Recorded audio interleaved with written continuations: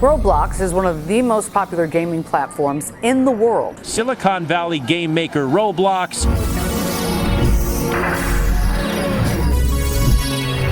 Популярности Роблоксу в последнее время не отнять. Несмотря на все то, что с ней сейчас происходит, это крупнейшая песочница как и для детей с легким инструментарием, так и для профессионалов, коим тоже здесь есть чем заняться. Это не Scratch, но и не Unreal Engine, а своя уникальная экосистема, гениальность которой многие все еще ставят под сомнение, но сейчас не об этом. В 2026-м платформе Roblox исполняется 20 лет, а за все это время никто не дал ответ на главный вопрос. Каким образом стартап из 2006-го стал одной из крупнейших компаний игровой индустрии, соседствуя с Electronic Arts, делавшими игры с 90-х, Activision с 80-х и Nintendo с 19 века? Что таит в себе история компании и череда каких правильных решений позволила ей так взлететь? А самое главное, как это поможет узнать ее будущее? Копнем сейчас глубоко, аж в начало 20 века. С вами я, Mixmaxed, и это полная история Роблокса, ну а мы начинаем. 1900 год. Известный украинский писатель Василий Стефанек, родом из современной Ивано-Франковской области, пишет новеллу «Каменный крест». По сюжету произведения бывший наемник Иван Дидух отслужил 10 лет в австро-венгерской армии, но после возвращения домой имеет лишь разваленный дом и худший участок земли на неплодородном песчаном холме, и то, которую оставили в наследство от умерших родителей. И несмотря на то, что деньги позволяют купить хороший участок, тут все равно решается обрабатывать этот несчастный холмик, чтобы он наконец-то смог принести хлеб. Однако годы и годы непосильнейшей, титанической работы, на которой было буквально посажено и время, и здоровье, не дают результата. Хэппи-энда не случается, перспективы тухнут, и ради будущего детей Иван вместе с семьей принимает тяжелое решение эмигрировать не просто в другую страну, а на другой континент, в Канаду. Тяжело попрощавшись с родным местом, жителями села, а на месте того самого холма ставит каменный крест, чтобы после смерти их с женой там и похоронили. История Ивана из этой новеллы – это отображение жизни тогдашней Украины.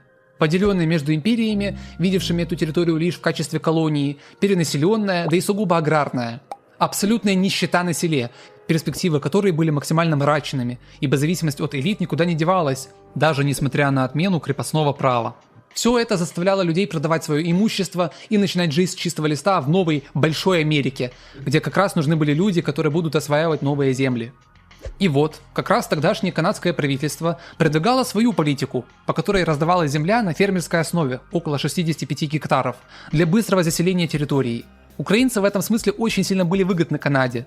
С землей работать умеют, к тяжелой работе тоже привыкли, запрос на миграцию массовый, а значит есть широкий простор для создания коллективных поселений. За несколько десятилетий в Канаду переедут более 170 тысяч человек, и многие из них окажутся на территории провинций Манитобы, Альберты и Саскачевана. Последняя особенно стала столпом украинской диаспоры в Канаде. На территории Саскачевана открывались кооперативы, школы, церкви, культурные организации, строились сами фермы, и к середине 20 века украинцы закрепились как уже полноценная часть истории Канады. И именно сюда, примерно между 1890-м, когда была введена эта программа, и 1914-м, когда началась Первая мировая война, а границы были закрыты, переехали предки Павла и Галины Башутских, или же на английский манер Пол и Хелен Базуцки. С фамилией, кстати, связан очень интересный вопрос, косвенно указывающий на географию именно Галичины, а не остальной левобережной или центральной Украины. Потому что окончания «ски» или «ски» встречаются именно в польском языке. А Галичина как раз была тесно связана с Польшей, что ранее при Речи Посполитой, что в короткий промежуток существования довоенной Польши. Если первое поколение приехало буквально с топором и мешком, живя в землянках и сталкиваясь с жуткими зимами под минус 30 градусов на все еще не обжитой земле, то со вторым поколением, к которому относятся Павел и Галина, все некогда иначе. Они уже относятся ко второму поколению украинцев в Канаде, родившиеся ориентировочно в 30-40-е годы. Уже ассимилированная, заполучив заморские вариации своих имен, переехавшая в нормальные города, ибо тенденция урбанизации все равно доходила даже до таких отдаленных мест, и главное, получившие нормальное образование в Саскачеванском университете. Далеко не в последнем месте, попасть туда было целым достижением. Где они и познакомились, будучи уже не просто селюками, а инженерами, учителями, врачами и так далее. Именно с таким бэкграундом мы переходим к 20 января 1963 года, когда на сцене появляется Дэвид Базуцки, будущий основатель платформы Roblox. К этому времени семья Дэвида жила в Виннипеге, достаточно крупном городе с населением около 500 тысяч человек и не менее крупной украинской диаспорой, которая составляла тогда львиную долю населения. Полностью оправданный и логический шаг. Вероятнее всего, переезд был вызван работой, которая была самой перспективной здесь для роста после университета Саскачевана. Однако осознанное детство прошло уже в небольшом городе Иден-Прейри, штата Миннесоты, что уже в США. Точной причины переезда нет, однако есть одна малюсенькая зацепочка. Уже живя в Миннесоте, Павел Башуцкий возглавил телекоммуникационную компанию по продаже телефонных систем. Так что, вероятнее всего, могла быть цепочка миграции из Виннипега на восток Канады, а уже оттуда в Америку, в поисках еще больших перспектив, чем жизнь в таком тихом, пускай знакомом районе. Здесь же и пришлось осознанное детство Дэвида, который вживую застал бурное развитие этого места. Конец 60-х и начало 70-х годов для Иден-Прейри охарактеризовался индустриализацией, когда одновременно город преображался, развиваясь технологически, но и вместе с этим был гораздо тише больших мегаполисов, что позволяло умело поддерживать баланс в воспитании. Потому что в школьное время Дэвид Базуцкий всесторонне отличался достаточно в хорошем ключе, катаясь на самодельных картах, машины для картинга, читая энциклопедии, научную фантастику, а в старшей школе, продолживший этот список, бегая кроссы, катаясь на лыжах, управляя командой по школьному квизу, играя на саксофоне в оркестре и участвуя в жизни школьной футбольной команды. Но самое главное – это сорванный джекпот, когда его отец приносит домой Apple II. Первый успешный компьютер от Apple, выпущенный в 1977 году, еще задолго до не менее легендарного Macintosh 1984 года, что в то время было просто отпадище, ибо даже в реалиях США в 70-х годах иметь доступ к ПК – это роскошный максимум, а здесь практически входной билет в программирование на его еще самом-самом зарождении, в которое Дэвид, очевидно, вкатывается, учитывая его интерес к творческим закидонам. И создает свою игру в духе Space Invaders вместе с самодельным контроллером. Как у другого знаменитого американского предпринимателя со своей первой игрой, конечно, не было, просто некому было продавать, и так нормально, все-таки опыт бывает важнее денег. В целом Дэвида Базуцки можно охарактеризовать как творческого, а самое главное целеустремленного человека, который и технически шарит в вещах, и сам при этом знает, куда идти и что делать. В выпускном альбоме 1981 года на фоне всеобщей космической воодушевленности, когда все хотели быть космонавтами, Дэвид пишет, что хочет в будущем поступить в колледж и проектировать космические колонии, что фактически было осуществлено, просто слегка по-другому, в совершенно неожиданной форме. После Иден-Прейри жизнь заворачивает в том же 1981 году не абы куда, а в Стэнфордский университет на электротехнику и компьютерную науку. Тогдашний Стэнфорд уже был крайне элитным местом, внутри которого зарождались Apple, Intel, Atari и прочие, как модно говорить сейчас, стартапы. И как, думаю, должно было стать понятным, все это объединено вокруг компьютеров и электроники. Отсюда и зеленый свет прямо в такое жесткое учебное заведение Дэвиду, за которым не было отмечено сильных косяков, а наоборот было полно причин, просто кричащих, что он должен быть там. Интерес к компьютерам в этом месте все так же сохранялся. Дэвид занимался по университетской программе LOTS, специальной программе тогдашнего Стэнфорда, ибо тогда личных компьютеров у студентов не было, поэтому они ходили в специальные терминальные комнаты, чтобы по очереди подключаться к одному огромному и мощному вузовскому компьютеру. Как те самые компы, которые раньше занимали целые комнаты. Впрочем, во время обучения в университете никакими видеоиграми еще и не пахло. В принципе, тогда и рынок это только-только зарождался, поэтому перспективнее было работать уже в крупной General Motors, крупнейшем автомобильном производителе США и до 2008 в мире, куда Дэвид устроился на летнюю стажировку. И отправили его аж в лабораторию, занимавшуюся исследованиями в области управления автомобильными двигателями с помощью барабанная дробь программного обеспечения. Запомните этот момент, навык работы именно с физикой и компьютерами скоро ему как пригодится. В то время компания активно теряла прибыль из-за конкуренции с японскими автопроизводителями и новых экологических ограничений в США, появившихся после нефтяного кризиса 1973 года. Это вынудило General Motors модернизировать заводы, обновлять модельный ряд и покупать новые компании, включая Electronic Data Systems в 1984 году и Hughes Aircraft в 1986. Именно поэтому компании были так нужны инженеры, одним из которых и был Дэвид Базуцки.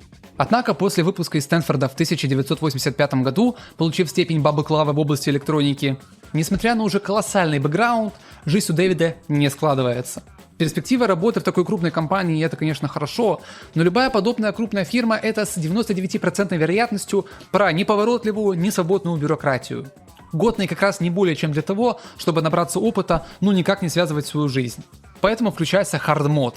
Первое время после выпуска было довольно пустым и неоднозначным. А что дальше? Куда идти? Эти и другие знаменитые для многих выпускников вопросы выскочили и здесь, а внятного ответа не последовало. В отличие от школы или уника, где были прямые обязательства и четкий план действий, поиск работы – это всегда суперплавающий процесс, который после долгого времени стабильности, но заходит на совершенно неадекватные рамки, что приводит к первому некоему бизнесу – мытьем окон. Простая безотказная летняя схема. Стучим в дверь, окна почистить надо? Надо. Прекрасно. Однако в остальном комментарии Дэвида Безуски об этом времени не очень приятные. Хоть серия мелкоприбыльных простецких работ и дали ценный опыт, как минимум ценить деньги, хотя бы хочется в это верить, ну и ожидаемо вызывали визги, истерики, битье посуды, жалобы родителям и прочие прелести поиска нормальной изыжни, для которой тот даже выкладывал у себя бумажки с метриками зарплат, удобства и прочего, стараясь подобрать самую-самую лучшую карьерку. Именно так и проходили несколько лет такой серой, не буду говорить черной полосы, но и не такой отличной, как она была раньше до этого, в ходе которого идет, как говорится, поиск себя. Пока в один момент не приходит на ум идея основать собственную компанию под конкретную задачу, взяв под опеку все еще необузданную нишу – Knowledge Revolution. К 1988 году Дэвид Безуцки сам видит тот поворот, который активно долгое время совершает индустрия компьютеров. Уже достаточно распространеннее в быту, чем в начале 80-х, гораздо более широкое применение в образовательной сфере, а не как раньше в 3,5 университетах. Все это начинает становиться крупным и наконец-то перспективным, а не неизведанным рынком, что накладывается на интерес Дэвида и его усталость от бесконечных работ на чужие компании без своей творческой нотки. Так и приходит идея, спустя перерыв и мысленную перезагрузку, создать свой продукт. Удобную программу симуляции физики под вкусным соусом образовательных целей для простых людей, годной и в обычных любительских целях. Под названием Interactive Physics, интерактивная физика, прототип которой был написан на Object Pascal и финальная версия подготовлена в этом же году для Macintosh Plus по нехилой такой цене $449 и $249 для учебных заведений, о чем чуть позже, что с учетом инфляции, как сейчас $1100 и $600 соответственно. Однако под эти нужды требуется и какая-никакая компания, причем в обоих смыслах, образованная с громким и слегка дерзким названием Knowledge Revolution – революция сознания, совместно с братом Дэвида, Грегом Безуцки. О нем известно крайне мало информации, поэтому смею предположить, что его роль была больше закулисной и связанной с юридическими моментами, бизнес-стороной и прочими, в то время как на самого Дэвида легли основные моменты по конечному продукту. Основана фирма была 4 августа 1989 года в Сан-Матео, Калифорнии, где позже, кстати, будет располагаться штаб-квартира Роблокса. В этом смысле история с бесконечными переездами туда-сюда заканчивается. Сама разработка получает свое распространение и популярность комбинированным образом. Интернета не было, а значит продавать свою программу нужно только на физических носителях. Но кроме как пресловутых школ и университетов, клиентов больше не находится. Однако это и не минус вовсе. Подтекст образовательной программы, которая легко позволяет без огромных вычислительных мощностей, вот здесь, вон тут буквально на мониторе отобразить те или иные ситуации, без необходимости их рисовать на бумажке, уже интересует учебное заведение. А возможность, фактически как в песочнице, буквально воссоздавать какие угодно ситуации, создавала интерес для учащихся, которые уже дома, если имели компьютер или просто свободное время, как говорится, фанились, экспериментировали и просто изучали программу, учитывая ее проработку. Такое продвижение и в школах, и оттуда по сарафанному радио дало первый толчок к медийному развитию программы. Как минимум, смысл продолжать развитие этой идеи, а как максимум, найти с помощью нее человека, который позже будет занимать в истории Роблокса одно из ключевых положений. Но перед этим быстрый обзор на саму Interactive Physics. Что же это за экспонат такой? Сейчас программа объективно мертва. Все-таки идея воссоздать физику в компьютерном пространстве не уникальна, и со временем стала нормально так конкурентов. Interactive Simulation с работающим прямо в браузере, SimFi, просто все еще поддерживающийся, да даже игровые движки Unity и Unreal Engine куда больше годятся, чем 2D-шная программа 30-летней давности. И поскольку история развития этой программы длилась десятилетиями, то и версий под разные системы, которые менялись быстрее, чем президенты в странах СНГ, достаточно. Черно-белые под Макинтоши, так и более симпатичные, аж доступные на Windows 7, сохраняют визуальное сходство между собой. И более внимательные уже могут увидеть здесь некоторые схожести с первыми версиями Roblox Studio. Характерные полоски кнопок иконок без текста, знакомые Run, Stop и Reset, отвечающие за запуск, паузу физики и остановку выполнения программы. Фактически та самая 2D-версия Roblox Studio, только на 20 лет раньше. Сам же функционал программы достаточно прост, несмотря на такую недружелюбность интерфейса нашему современному глазу. создание основных объектов фигур, кнопка Anchor, позволяющая закрепить объект, чтобы он не упал, и целая пачка инструментов для различных манипуляций. Например, скрепить прямоугольники между собой, создать веревку и на нее подвесить круг, который предварительно можно сделать более эластичным, чтобы он скакал, и даже отследить по графику скорость этого самого круга.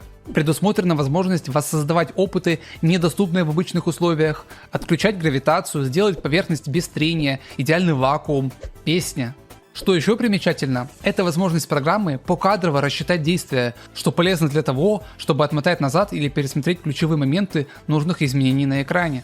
Запуск такой программы и ее стремительная доработка вместе с расширением деятельности компании привели к распространению информации о ней среди различных тематических журналов, в частности, хайповый тогда MacUser, ежемесячном журнале, запущенный аж в 1985 году и обозревающем игры, приложения и все прочее под Macintosh. Не стоит путать с Macworld, официальным журналом от Apple, в котором упоминания Interactive Physics тоже встречаются. И вообще Macworld в будущем поглотит MacUser. Интересно здесь другое. В апрельском выпуске за 1990 год появляется подробнейший обзор на программу, в которой в целом она принимается на ура, получая 5 компьютерных мышей, ну вы поняли, да, типа звезд, такая гик-шутка из 5. Получая похвалу за проработанность, озвученные выше фишки, но и легкую критику в виде цены, которую тяжело потянуть, покупая программу в индивидуальном порядке, а также за жесткие ограничения. Не больше 10 объектов на экране, не больше 5 соединений веревками или пружинками и 10 сил максимум без гравитации. Но интересен этот обзор кое-чем другим. Именно после него в истории появляется Эрик Кассел, программист-энтузиаст, который родился 16 декабря 1967 года в Лос-Анджелесе. И все. К сожалению, детальной информации о его детстве, какие-то истории наподобие с теми, которые были у Дэвида, у нас нет, поскольку крайне мало каких-либо интервью с ним сохранилось. Да и персона эта была не то чтобы публичной, хоть и крайне важной для Knowledge Revolution и дальнейшего Роблокса. Не настолько, конечно, сырой пробел, как с Грегом Базуцки. Все равно известно, что у Эрика был ранний доступ к компьютерам по меркам индустрии, и тот в старшей школе любил программировать на компьютере TRC-80. Уже давно обанкроченной компании Tandy, прямому конкуренту Apple и Commodore, что косвенно, кстати, указывает на заход плюс-минус в одно время с Дэвидом Базуцки во всю эту нишу.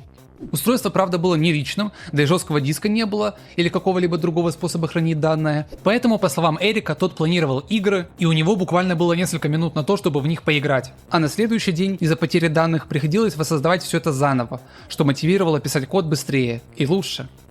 После школы он поступает в Корнельский университет, находящийся в городе Итака. И в принципе этого тоже достаточно, чтобы понять, кто такой Эрик Кассел, поскольку он успешно завершил обучение, поступив на одну из самых сложных специальностей физику, еще и в таком престижном заведении, который в то время был одним из сильнейших вузов США. Отсюда и такой интерес к программе Interactive Physics, обзор которой увидел Эрик, после чего решил попытать удачу и позвонить компании, прилетев на собеседование через некоторое время, где, показав свои наработки, просто поговорив с Дэвидом и Грегом, поскольку вспоминаем, что компания-то так чисто формально, а по факту фирма из 2 человек, устраивается на работу, становясь ключевым разработчиком и в частности дальнейшей второй версии программы, которая под лаконичным названием Interactive Physics 2 выходит в 1992 году стоимостью $400, в то время как оригинальная версия, и так слетевшая в 90-м до $169 США, подешевела вообще до 99 и сменила имя на более простецкий Fun Physics.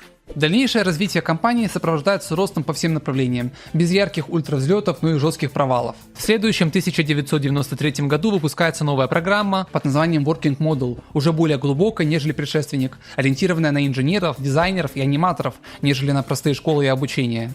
Фактически премиальная версия, несмотря на и так премиальную стоимость предшественника.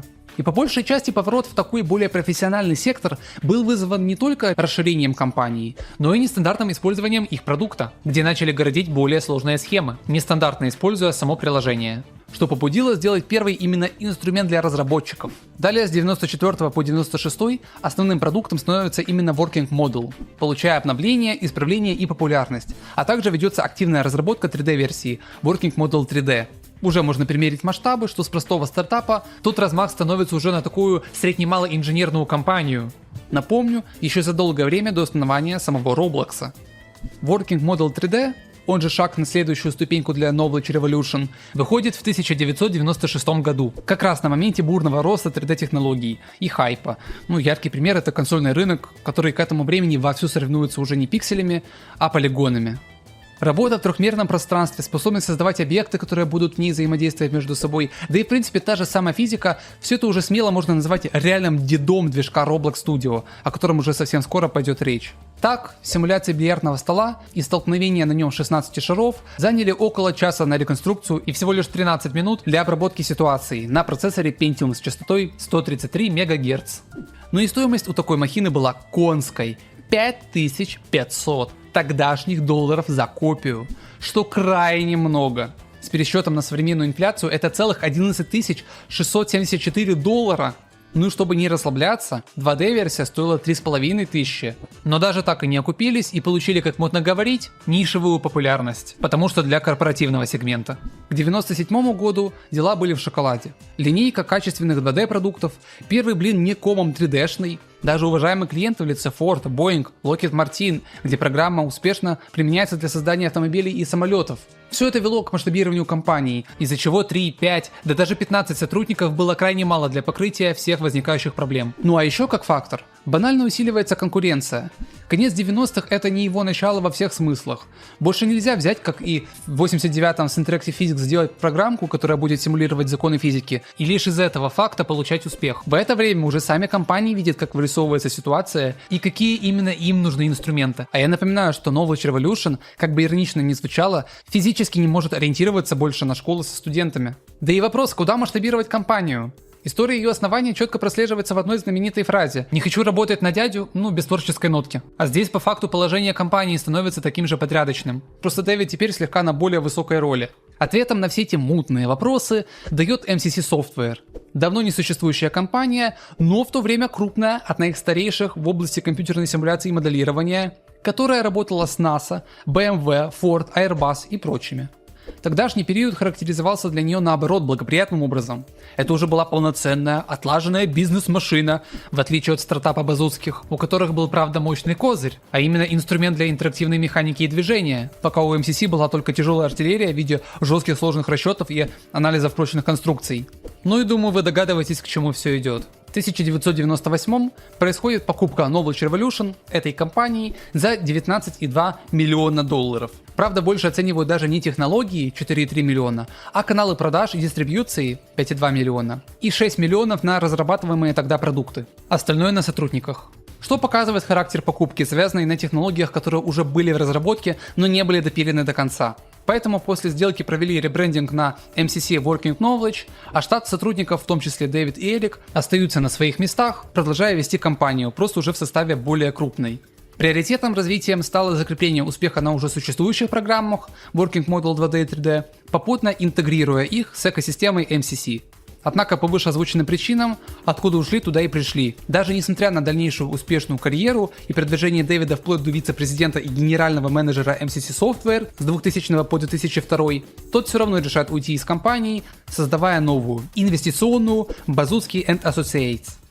Эрик, в свою очередь, покидает компанию на год позже, в 2003, тоже получая некий управленческий и технарский опыт, будучи на лидирующих позициях среди разработчиков Working Knowledge. Впрочем, такая развилка, где один бизнесмен, а второй инженер, все же не мешает связям Дэвида и Эрика. Казалось бы, сработались и хорошо, жизнь у каждого своя, однако подытожив историю их совместной разработки, становится ясным. Придумывать интересные вещи они умеют, а доводить их до конца и подавно. Получив немеренное знание первой пробой пера, почему бы не попробовать вернуться к первой программе Interactive Physics, где еще на выходе было замечено, как ее частенько используют в развлекательном ключе. Что если допилить эту идею и получить Roblox? После ухода из MCC Software, оставив позади историю с образовательными и профессиональными программами, Дэвид Базуцкий идет по дороге инвестора. И все это накладывается на тогдашний кризис доткомов. В конце 90-х годов активно назревал пузырь.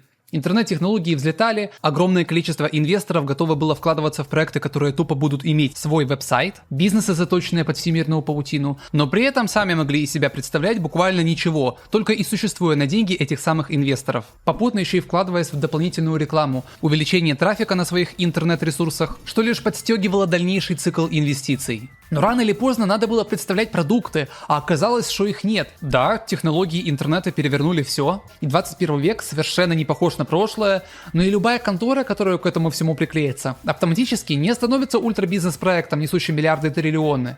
Но это удобно говорить спустя время. А тогда инвесторы и в целом любые маломальски заинтересованные видели весь этот технологический бум. Отсюда и такая ситуация. Поэтому с марта 2000 по октябрь 2002 индексы на одной из главных бирж США NASDAQ рухнули на 80%, вызвав цунами банкротств и выжженную после себя землю. В контексте инвестиционных похождений Дэвида это уже напрямую отношения не имеет. Все-таки тот в это время заканчивал работать в Working Knowledge, но напрямую повлияло на вектор инвестиций после начала деятельности. На руинах интернета началось восстановление. Новые компании, чья деятельность была направлена не на себя любимого, а на пользователей. Конкретно идея социальных сетей. Википедия, технически, думаю, тоже можно приписать к тенденциям. И трио MySpace, Facebook и Friendster. Именно в последнюю вкладывается Дэвид.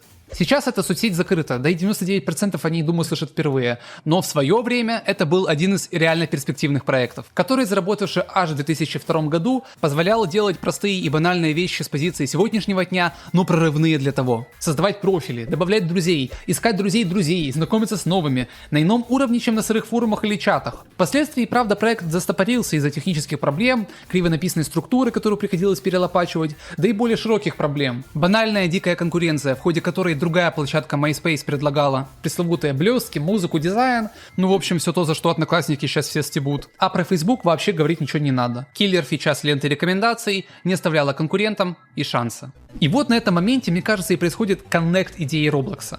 У нас была программа интерактивной физики, у нас есть новая тенденция социальных сетей.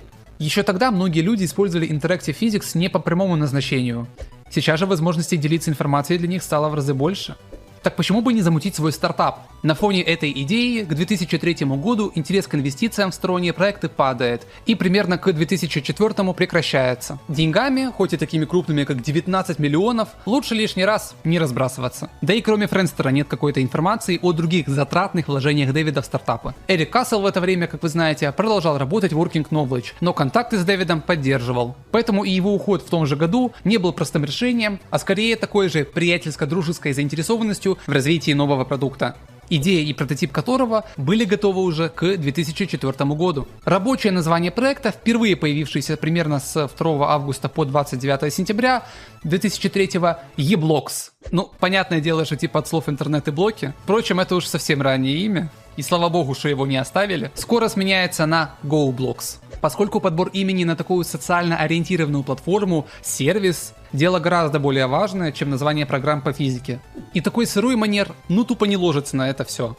Снова в паре, где за техническую реализацию больше отвечал Эрик, в то время как Дэвид за общее видение проекта. Все это позволяет проводить разработку довольно быстро, еще и работая в знакомой нише. Вспоминаем как минимум то, насколько интерфейс Interactive Physics похож со старым Roblox Studio. Первый домен сайта GoBlocks появляется 2 декабря 2003 года.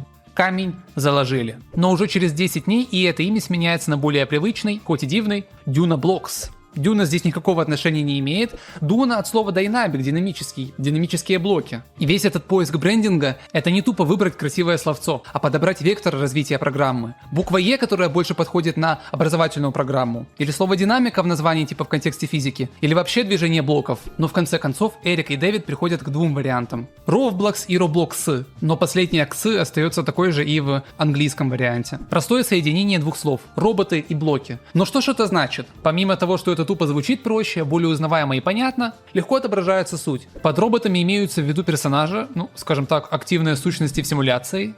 От прошлых вариантов и легко стыкуемое отображение внутреннего мира. Все. Живые и неживые объекты. Roblox.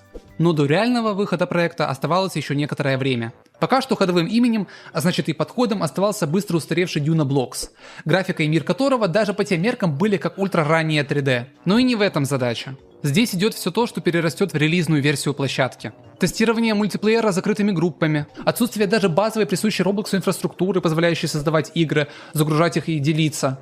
Все это одна большая репетиция и технодемка. Отсюда и ответ на вопрос, почему нельзя найти те самые игры с записей, если технически Roblox был до его официального выхода в 2006. Но это уже и не старая программа.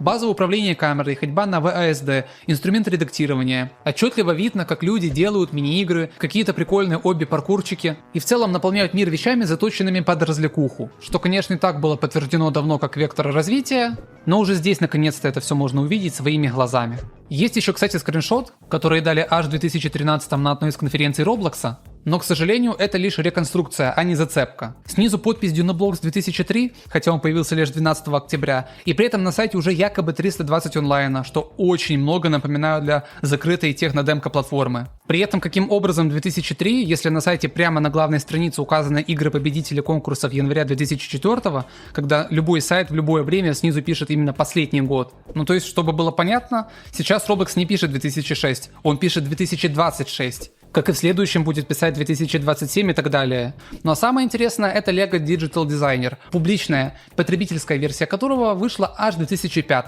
Да и большинство зацепок по этому скриншоту это лишь наброски на будущее. В том же Wayback Machine, зайдя на Dunablox, ссылки не кликабельные, и вполне вероятно, что это было так и в то время. Чисто физически невозможно было накатить весь функционал, написанный на сайте всего за год. Однако еще более бурные изменения приходятся на 2005, когда запускается сам Roblox в бета-версии, а Dunablox с его наработками привязывается к этому проекту. В частности, создаются основы современной площадки, существующей до сих пор. Яркий пример такого коннекта персонажа из Dunablox в его двух позах нашли в файлах современного Roblox, и они датируются уже 13 мая 2005. На скриншотах Roblox они появятся уже в этом году, что я думаю косвенно подтверждает, что Dunablox в 2004 был игрой сугубо тестовой для мультиплеера и прочего, а в 2005 постепенно начал передавать свои наработки и данные под систему бета Roblox, которая уже готовилась, сначала основав Roblox Corporation 23 марта, завершив регистрацию 8 апреля, потом 30 июня запустив форум, на котором начались первые обсуждения, правда между сотрудниками и максимально приближенному кругу лиц к платформе. А 31 июля вообще выходит первая задокументированная игра демка Spazmatron 2 vs Vimpatron 2. Что за спазмы, правда, непонятно, но ясно, что это роботы, которые типа дерутся между собой. И все же, поезд мчится к релизу. В 2005-м от Dunablox остались лишь рожки до ножки. На вооружение уже взят Roblox, под который начинает все готовиться. В январе происходит довольно-таки важное событие. Roblox получает $560 тысяч инвестиций. Четко и конкретно под сам проект. Точных личностей или компаний нет. Это были суммарные накопления, которые получил Roblox в ходе показа своего прототипа и раундов инвестиций. Вполне вероятно, это могли сделать его знакомые, которых у Дэвида было немало в ходе его прошлой рабочей и инвесторской деятельности. Поэтому она расширяется и 11 мая подается на регистрацию патент технологий, по которой и работает современный Roblox. Та самая связка сервера и клиента, где игроки создают миры, локации и прочее, а все это работает через интернет. Есть еще объяснение тому, как работает Dunablox, но это очень всрато можно разобрать, учитывая скан документа. Отдельного рассмотрения нуждается и вопрос движка. Сам Roblox и его движок Studio написан на C++. Популярный язык Lua — это лишь надстройка, которую используют игроки и разработчики поверх программы для создания игр, но ядро-то другое. И если C++ понятно, популярный, быстрый и доступный таким экспертам, которые стояли за платформой, то с Lua интереснее. Он и сейчас на слуху в принципе по большей части из-за Roblox, в меньшей степени из-за Garry's Mod, но что же было тогда? С 27 по 28 июля 2005 в штаб-квартире Adobe в Сен-Жоусе, Калифорнии, проходит закрытая конференция Workshop 2005, посвященная языку Lua. Он и до этого существовал аж с 1993 года. Ну и выставка это не какая-то уникальная. Но именно сюда приезжает в качестве участника Эрик Кассел от Roblox. Вместе с представителями других солидных компаний Qualcomm, Rockstar, Microsoft, Apple, Sony, Motorola, Maxis и других. Обсуждалось на конференции, как этот Lua использовать, в контексте обмена опытом, обсуждения проблемы архитектуры, устройства языка и необходимости вещей для будущих обновлений. В контексте разработки игр важным пунктом являются здесь психонавты, полноценной игрой, вышедшей на Xbox Original, PlayStation 2 и ПК, где Lua активно использовался для решения многих проблем с логикой и производительностью. Все это Эрик внимательно записывал, или запоминал, так или иначе информация эта пригодилась для разработки движка Roblox Studio и утвердила Lua в качестве выбранного языка, который прост, но используется во многих отраслях, даже в молекулярной биологии и перспективами дальнейшего развития.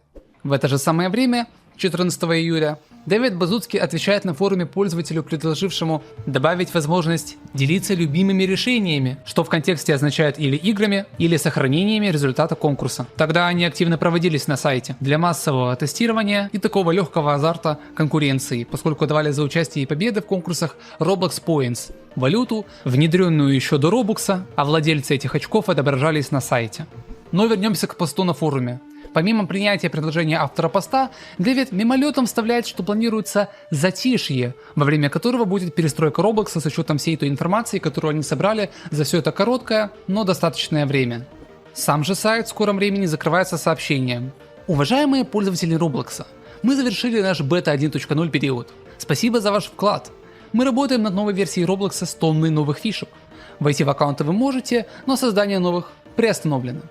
Проводятся тем временем главные и ключевые изменения: сбрасывание старых персонажей Dynablox на классических, узнаваемых роблоксовских, а также накатывание лоа для движка Roblox Studio. По поводу последнего есть еще одно очень-очень интересное подтверждение, а именно пост за 21 ноября 2005 года от Эрика Кассела на форуме разработчиков лоа, в котором тут указывает, что в частности выбор этого языка был обусловлен возможностью в достаточно безопасном, изолированном режиме в сравнении с другим популярным языком Python. Но при этом возникли трудности с функциями doFile, loadFile, require. Как обезопасить среду, в которой игроки сами смогут писать код, запускающий игры, так, чтобы нельзя было грузить какие-то вирусы или не пойми что с компьютера, а может быть наоборот. Все это дает основание полагать, что именно на этом моменте проходила основная работа по разработке именно платформы. Однако даже здесь до релиза оставался год, за который успело произойти достаточно вещей. В 2006-м доработка Roblox уже идет на полную. Сайт закрыт, а значит изменения можно проделывать колоссальное. Создавай документацию для разработчиков, настраивай главные страницы плейсов, которые пришли на замену уровням из Dynablox.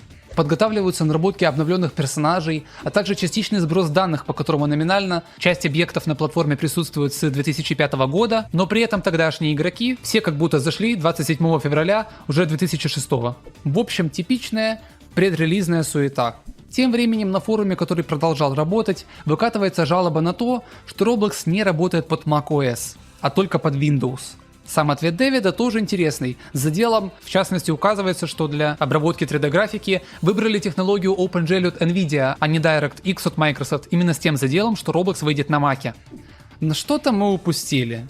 Множество людей поиграли в вашу игру в школе Ноева. Это достаточно короткий, но интересный эпизод. Дело в том, что школьники именно этой частной школы, расположенной недалеко от Сан-Матео, где находится штаб-квартира Роблокса, первыми получили возможность оценить новейшую новиночку еще в 2005 году. Ну и в дальнейшее время, поскольку дети активно заинтересовались новой платформой, а разработчики смотрели на поведение игроков, как именно они играют, что ломают в движке, чтобы доработать к релизу. Связь с этой школой продолжалась еще долгое время. Даже в 2008-м Дэвид Базуцкий и Джон Шедлецкий, о котором сейчас пойдет речь, приезжали лично организовывать роблоксовское мероприятие в их школе более чем для 60 детей. Ну, в принципе, что не сделаешь ради популярности своей платформы. А что тем временем сам Roblox? Он приобретает свой финальный облик уже к 5 июня, когда выпускается сетевая игра. А вот эти полуигральные, полуразработческие режимы разделяются, и теперь отдельно есть Roblox Studio и отдельно сам клиент. Впрочем, все еще номинально, ибо до релиза остается некоторое время, поэтому игры ограничены самим Роблоксом. Only official. Однако, пора поговорить о слоне в комнате, тем более, что уже заикнулись. Джон Шедлецкий. В принципе, не зазорно будет его назвать третьим лицом по важности для истории платформы, поскольку тот активно продвинул Roblox в ранние годы существования именно в медийном смысле, пока Эрик был по большей части технарем, отвечающим за движок, а Дэвид рулил всеми процессами, но очевидно не так глубоко, как это мог делать Джон, будучи внутри своей ниши. Именно на Джона Шедлецкого легло взаимодействие с аудиторией, что важно на их языке. Создание легендарного трейлера и в целом видео по Роблоксу на ютубе, что, кстати, очень сильно продвинуло платформу, используя знаменитый видеохостинг для пиара уже тогда. Под это дело даже вообще сделали официальную страницу на вики Роблокса с инструкциями по тому, как правильно делать по нему видео, снимать фрапсом, желательно H480p, монтировать Windows Movie Maker, а в списке тем от популярных тогда машин до новостей и блогов разработчиков плейсов. Но если у некоторых скептиков создалось впечатление в духе «понятно, клоун», то это вообще не так. Быстрый экскурс в биографию. Джон родился 6 февраля 1983 года в Брюстере, штат Нью-Йорк. И что самое интересное, биография крайне схожа с Дэвидом и Эриком в контексте детства, а именно интерес к компьютерным технологиям. Причем даже его сестра позже открывала свой стартап в этой области, так что он не один такой был. Но при этом и разносторонним. Книжки, рисование маслом, биология и так далее. Думаю, понятно, что школу в Брюстере он окончил успешно, даже успев подработать в 14 лет. В 1997 на летней стажировке в IBM, где получил первый реальный опыт в качестве программиста. А дальше отправился барабанная дробь в Стэнфорд. И тут чисто звезды сошлись, потому что его обучение пришлось на 2001 по 2006 годы. Все это время Джон грыз гранит науки, осваивая компьютерную графику, физику, вообще всю эту тему. А выпуск Хопа и наложился на 2006, как раз в самый разгар разработки Роблокса, о котором Джон узнал по совету одного из знакомого профессора Стэнфордского университета, который был знаком и работал с Дэвидом Базуцки еще в Knowledge Revolution и продолжал поддерживать связь. Почему бы тебе не пойти в этот стартап? И Шедлецкий решился. Хотя решение это было диким. По его же словам, тогда он получил предложение работы от Google, которые тоже активно развивались и были в разы мощнее на слуху, чем этот no-name Roblox. И просто ядерная бомба. Предложение поработать в Microsoft, проект-менеджером над Halo. Просто для контекста. Halo это главный шутер Xbox. Один из ведущих и лучших шутеров в истории, за которым в первой части 2001-го стояла инновация нормального управления на геймпадах, когда шутеры считались исконно ПК-шным жанром. Во второй части впервые появился в игровой индустрии матчмейкинг и популярный онлайн-мультиплеер, что в 2004-м срывало башню всем, а к моменту 2006-го вовсю шла работа над третьей частью, которая после релиза закрепила успех Xbox 360 на PlayStation 3. Из-за тухнущей популярности Xbox в СНГ эту серию мало кто знает, но на Западе это конкретный хит на уровне Call of Duty или Battlefield. И получить в 2006-м предложение работать проект-менеджером над этой серией, это на уровне предложения от Nintendo работать над следующей крупной игрой про Марио. Аналогия, думаю, понятна. Но все же Джон соглашается работать именно над маленьким, неизвестным, но перспективным Роблоксом. Потому что концепция, потому что саму платформу игры не игры, а платформы никто еще не делал. А здесь еще и команда небольшая, единомышленники, и работать в том числе участвуя в проектировке платформы, не имея за спиной крупную корпорацию, а имея непосредственное отношение и личную ответственность, хоть и на правах сотрудника, зато одного из первых, интереснее. Короче, движуха. Назначается Шедлецкий на должность креативного директора 18 июля и вместе с Эриком Касселом дорабатывают движок, а также выпуская тем же летом уже основным таким составом трио Crossroads. Самую узнаваемую игру Roblox того времени, с какой-никакой картой, где главной концепцией является перекресток и 4 сектора со своими постройками. И разнообразным оружием, позволяющим игрокам драться между собой, получая первую полноценную мультиплеерную игру, созданную внутри Роблокса и для Роблокса. И легкая отдушина для команды разработчиков. По словам Шедлецкого, когда они заметили, что туда зашел какой-то игрок, то туда бегом рванула вся команда разрабов, чтобы с ним поиграть. И так длилось целый час. К концу лета сайт закрывается снова, уже полностью, для переезда на полноценные арендованные сервера. А запуск уже сам вот-вот состоится. 1 сентября 2006 года, ровно 20 лет назад, официальная платформа Roblox выходит из стадии бета-тестирования и становится той, которую мы знаем сегодня. Открытая, полноценная, готовая принимать уже не школьников-тестеров или друзей сотрудников, а незнакомых пользователей. Собственно, уже 18 октября и приходится банить первого. О чем на форуме разработчиков игр спрашивает Шедлецкий, у которого, впрочем, был тогда еще псевдоним Таламон, поэтому не путайтесь. У Дэвида Базуцки тоже появится псевдоним под названием Билдермен, который прочно закрепится даже вне Роблокса. Однако релиз это, конечно, хорошо, вы и сами видите, что по истории все складывается довольно гладко и позитивно, но основные трудности только начинаются. Новый этап, развитие компании, выход на окупаемость и дальнейший рост платформы, но как? Посмотрев на обычные игры тех лет, будто на консолях или ПК, и сравнив их с Роблоксом, становится тупо смешно. Куда тягаться такому новичку с целой индустрией дорогих студийных работ? А инди-разработчикам это зачем надо? Поэтому выпуск хоть и прошел, но по факту был лишь номинальным. И кроме как запуск новых серверов и сайтов для игроков, но отлаженными основными системами, сильно назвать это громким мероприятием и нельзя. Логотип, конечно же, меняется, это самое главное. Но если без приколов, то ответы на все вышепоставленные вопросы будут найдены в следующем году. Активный допил все еще продолжается. 8 декабря запускается журнал разработчиков Роблокса, который позже преобразуется в официальный блог, где будет появляться вся информация о жизни на платформе и внутренней кухне зарождающейся корпорации. Например, в первой статье блога уже можно узнать, что к декабрю было создано под целую 1000 плейсов. А еще забавно, как называется потенциальной проблемой, что и так популярные игры могут быть еще популярнее из-за того, что будут застаиваться на главной странице, не давая ходу новым проектам. И предлагаются даже пути решения. Еженедельная подборка плейсов Blast from the Past, по которой Роблоксы будут сами выбирать одну крутую старую игру, в которую никто не играет, и будут ее продвигать. Наступление 2007 года знаменуется началом нового этапа в развитии Роблокса. Почти 4 последних года были потрачены Дэвидом и его командой на разработку уникальной видеоигровой платформы. Но вечно жить на деньгах с проданной компанией еще в конце 90-х, и даже на тех инвестициях, причем дополнительных 1,1 миллиона долларов, которые смогли привлечь примерно в то же время, как и наняли Шедлецкого с другими первыми работниками, тоже нельзя. Стабильные траты на сервера и беспрерывные вложения в развитие сервиса, пора выходить на монетизацию. Поэтому с разной периодичностью выходят целых 3 нововведения: робуксы, тикеты и Builders Club. Первые 2 стали валютами, пришедшим на замену тем самым Roblox Point, но теперь стали служить топливом для еще одного важного фактора – рынка шмоток. А конкретно добавленных специально под это шляп, список которых хоть и был максимально ограничен, но стал первым реальным способом кастомизации персонажа в зарождающейся экономике Роблокса. Хоть ранее уже явили и футболки, представляющие себя просто картинку на пивном пузе персонажа игрока, но бесплатно, а ключевое слово сейчас именно экономика. Впрочем, не так сразу. Первое время Роблоксы не имели ценности. Функционал вышеуказанных шляп подвезли лишь только через 2 недели. А пока что их давали бесплатно каждый день всем по 5. И 1 робокс за каждое посещение уникального игрока в вашу игру. Так, уже через неделю после добавления валюты, в обороте на всей платформе их было уже около 96 тысяч. Богатейшая двадцатка контролировала 22,3% этой суммы, а 140 игроков в принципе имели больше 100 робоксов на своем балансе. И это при 30 тысячах зареганных пользователей. Тиксы, они же тикеты, вторая валюта, которая была введена вместе с подпиской Builders Club, на которую и делали ставку в компании.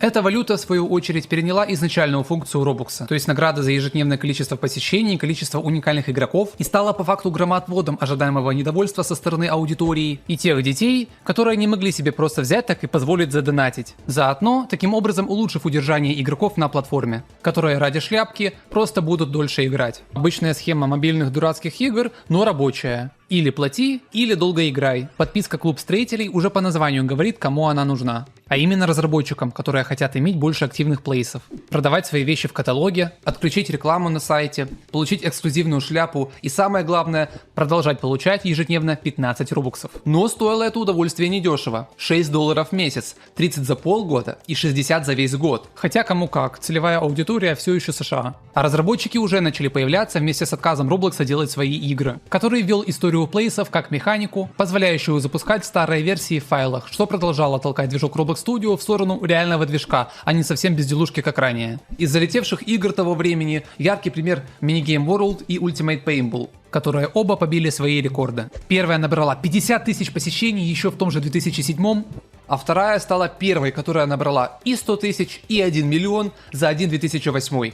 В целом, да, рекорды того времени для Роблокса специфические. Целых 100 одновременного онлайна в одной игре Resident Evil Build to Survive уже считалось ого-го каким событием. Однако игрушки, достижения и рекорды — это, конечно, все весело, но компании на перспективу нужны профессионалы. Для расширения штата Дэвид и Джон лично едут в Стэнфорд искать новых сотрудников, запуская программу стажировок, которая является коротким, но крайне важным элементом истории, поскольку именно по программе стажировок, начатой в 2007, в будущем появится очень много известных разработчиков. Newfizi, Defaultio, Polyhex, Below Natural, SimBuilder, Guzmanac и другие, чьи игры, кстати, вы наверняка помните, если играли или продолжаете играть на платформе. В рамках стажировки многие делали обновления для самой платформы, сайта, например, а разделение программы надвое на Accelerator Program и Incubator Program во многом помогло формированию костяка интересных и всеми известных игр. Например, Booga Booga был сделан именно по Accelerator Program, по которой разработчики собирались в команды, им отводилось время, а Roblox как компания просто их финансировали и обеспечивали всеми ресурсами.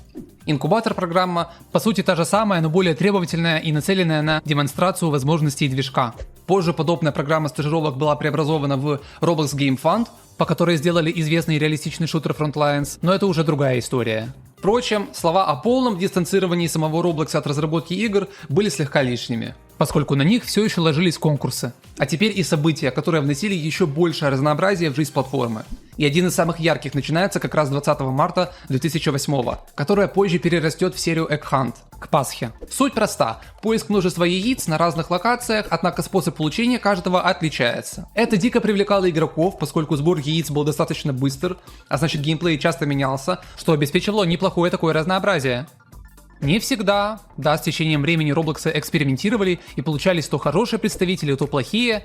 И пускай первая экстраваганза была лишь пробой пера, но тоже сильно изменила компанию, которая все же старалась поддерживать связь с аудиторией, которая продолжала расширяться еще активнее с момента добавления новой механики на сайте – гостей. Достаточно маленькое нововведение, по сути, но выполняющее не менее важную задачу, как тиксы. Завлечь тех, кто пока не хочет регистрироваться, но желает опробовать Roblox, а потом уже вольются на полную. Может, в частности, как вариант, для запущенной полноценной покупки робоксов и обмена их на тиксы благодаря новенькой программе Roblex. Инструменту, давшей возможности игрокам совершать реальные сделки друг с другом, аки криптовалютный P2P, позволяя даже зарабатывать на этом, играя на ставках, пока другие играют в плейсики. Технически, кстати, благодаря этому можно было обмениваться валютами, обходя 30% комиссию, что сейчас Roblox Плюсом представляется как ого-го какое нововведение.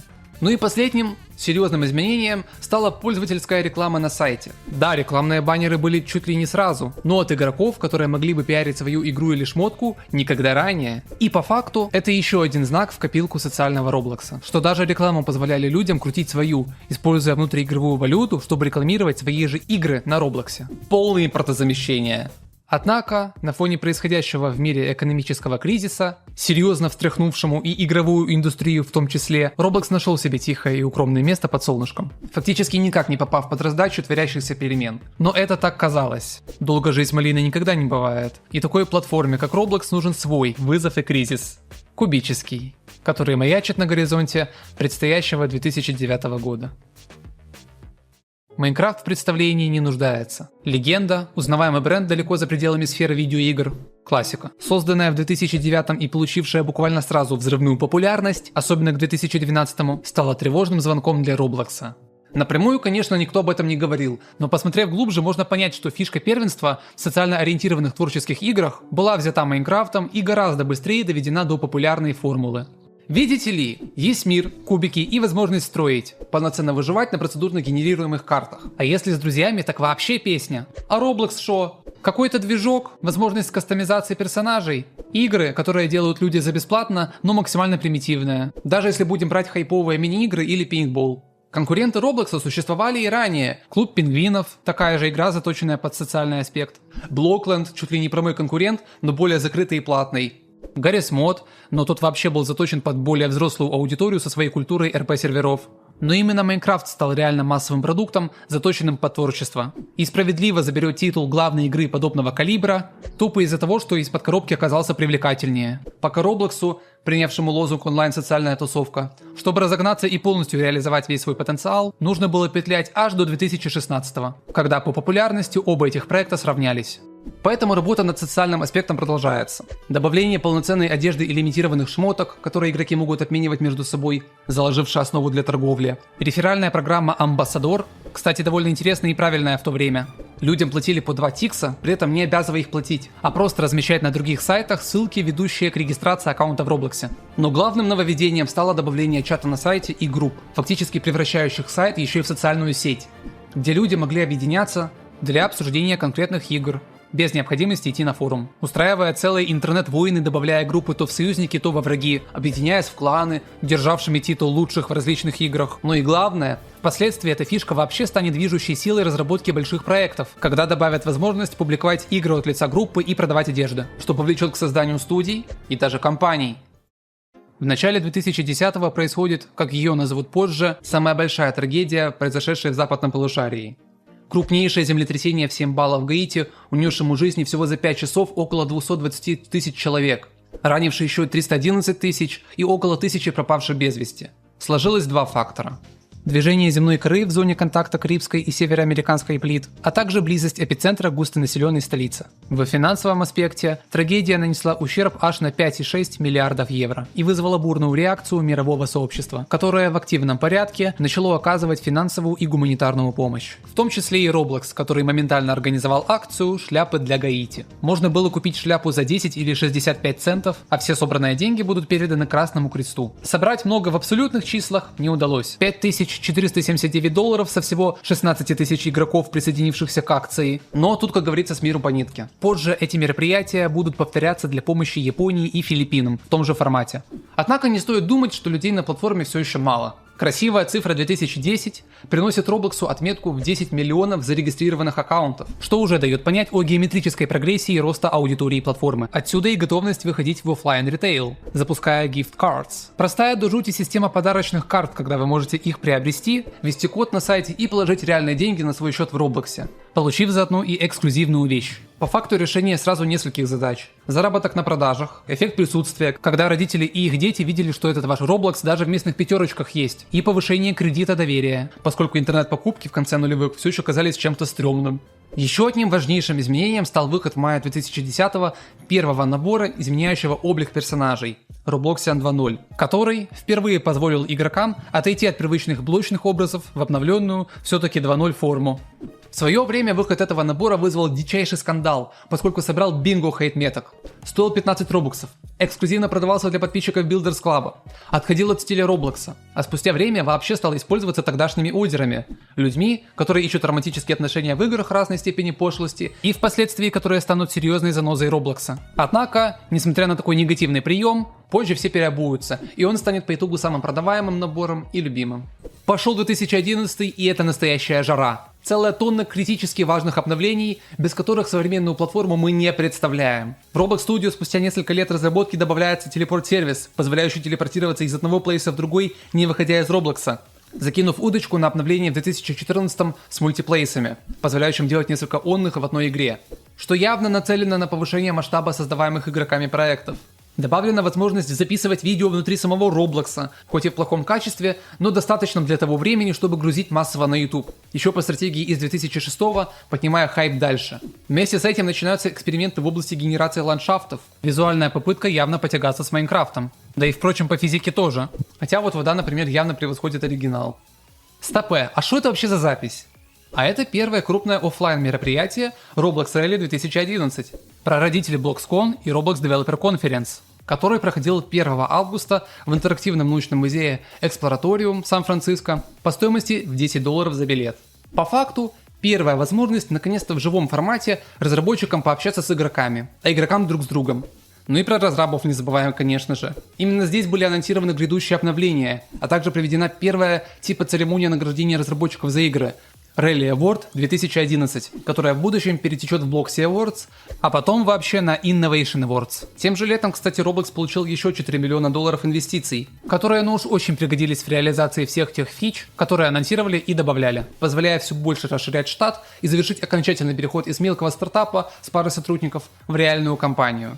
Легендарный промо-ролик с ярким броским слоганом «It's free», который позже разлетелся на мемы, был разработан Джоном Шильдески в специальных условиях, используя хакнутый клиент для записи видео в Full HD, а также собрав разработчиков для помощи в постройке локаций и анимаций. Сама реклама, по-видимому, слишком дорого обошлась бы Роблоксу, поэтому показана была лишь в нескольких городах Майами, Филадельфии и Солт-Лейк-Сити.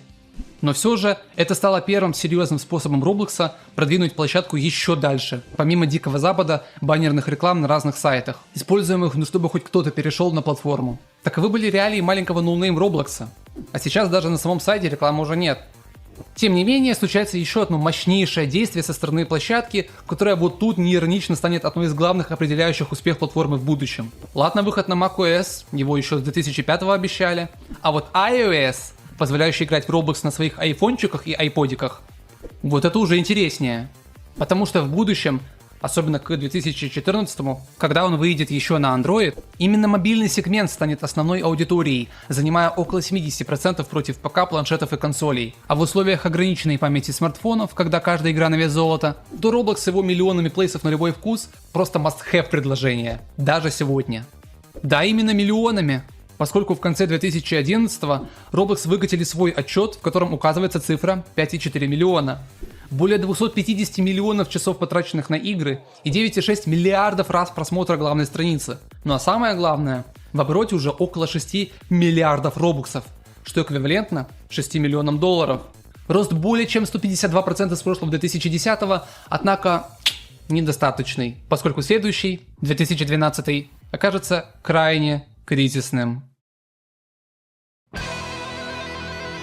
2012 для Роблокса был крайне напряженным годом. Пока журнал Time включает его в топ-50 сайтов, атмосфера внутри самой фирмы достаточно напряжена. Компания все еще не очень большая, а масштабы платформы расширяются с каждым днем, чуть ли не удваивая результаты прошлого года.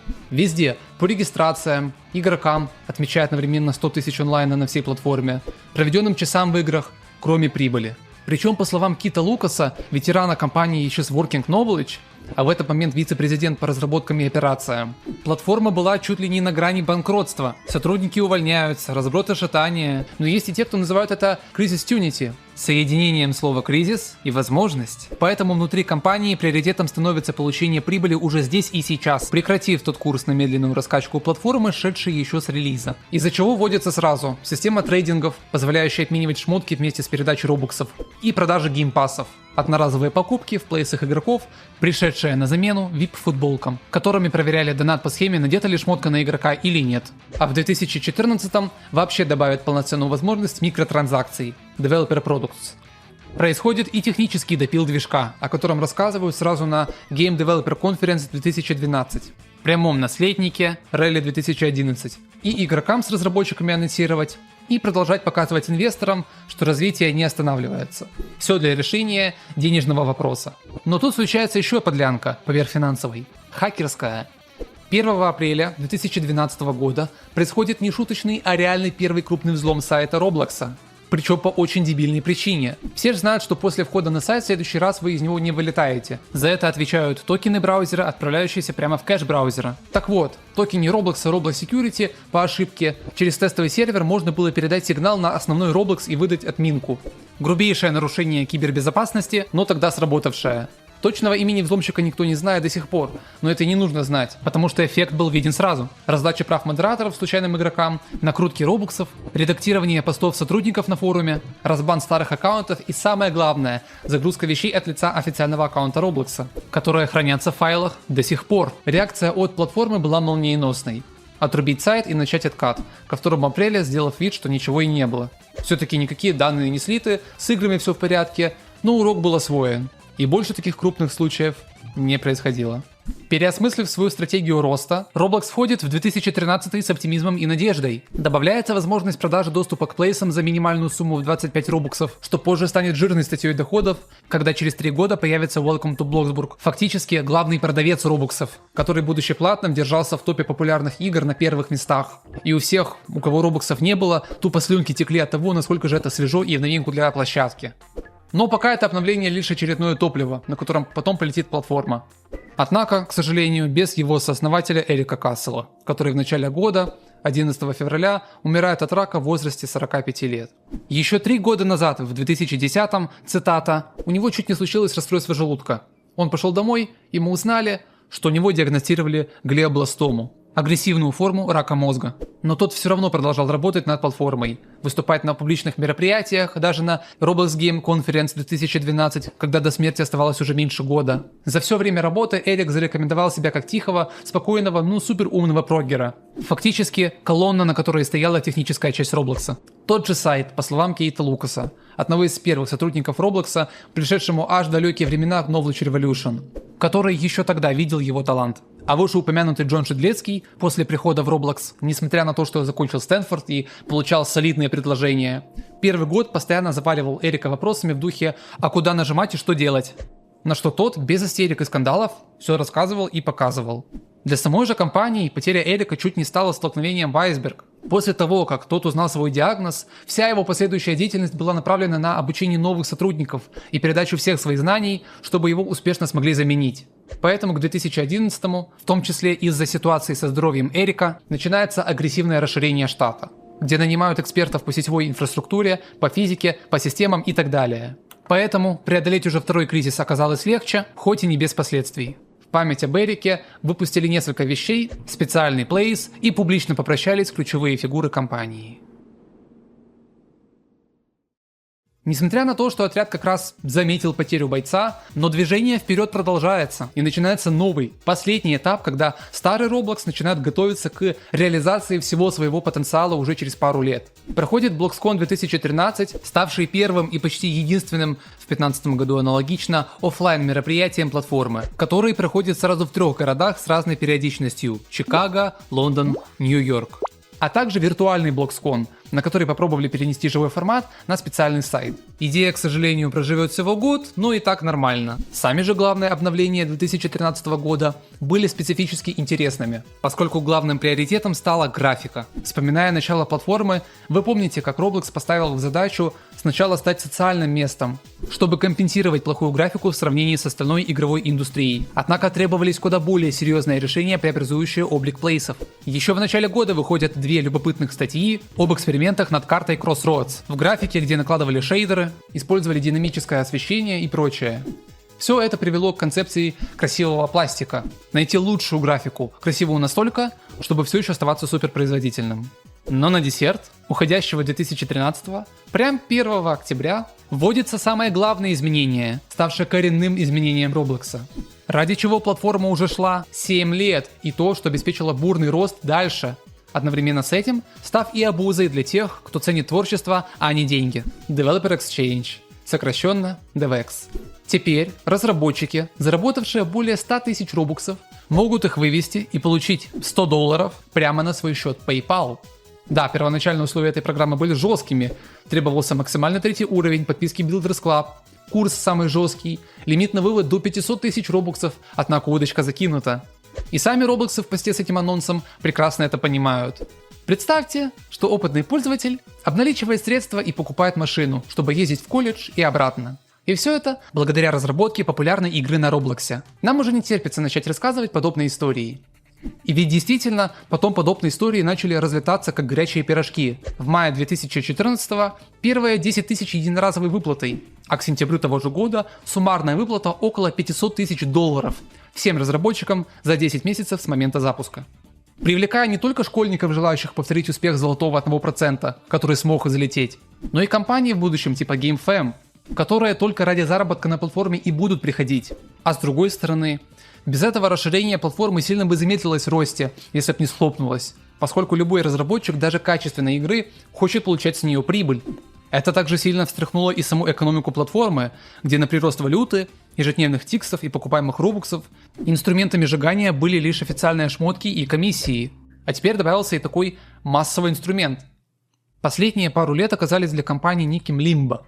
Этап старого Роблокса, уже переходящего свою трансформацию в корпорацию, подходил к концу.